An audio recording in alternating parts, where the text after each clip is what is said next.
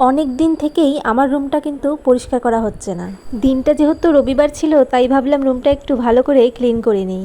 শরীরটা যেহেতু সেরকম একটা ভালো নেই তাই কিন্তু আস্তে আস্তে কাজগুলো করে নিচ্ছি। দুদিন থেকেই তো কোনো ভিডিওই পোস্ট করতে পারিনি। আমি তো ভেবেই পাচ্ছিলাম না যে তোমাদের সাথে কি শেয়ার করব। তো চলো, দুদিন পরে চলে এসেছি ঘর ঝাড়ার ভিডিও নিয়ে। ভিডিওটা কন্টিনিউ দেখতেই থাকো। আমাদের এই ঘরটাতে এত পরিমাণে ঝুল হয়, দুদিন পর পরই ঝুল হয়ে থাকে। আর যেহেতু অনেকদিন ধরে ঝাড়া হয়নি তার জন্য কিন্তু রুমের ভিতরে একদম মাকড়সার জালে ভর্তি হয়ে গেছে। আর খাটের নিচটা তো সেরকম একটা ভালো করে পরিষ্কার করা হয় না, তাই দেখো এতদিন পরে পরিষ্কার করা হয়েছে তাই কত আবর্জনা বেরিয়েছে খাটের নিচ থেকে। আর দুর্গাপূজা তো আর বেশি দিন নেই, তাই একটু ঘরটা ভালো করে ঝেড়ে নিলাম। আর পূজা আসার আগে আগে হালকা একটু ঝাড়লেই কিন্তু হয়ে যাবে, তখন আমার একটা বেশি খাটনি হবে না। আমি তো ভেবেছিলাম ঘুম থেকে উঠেই ঘর ঝাড়া শুরু করব, কিন্তু সেটা আর তো হলো না, কারণ আমার বরমশাই বাড়িতেই ছিল। উনি 10টার দিকে বেরিয়ে যাওয়ার পরে আমি কাজ শুরু করেছি, কারণ ও বাড়িতে থাকলে আমার কোনো কাজই হয় না, মানে ঘরের কাজটা একদমই করতে পারি না, বাইরের কাজগুলো সারি আগে।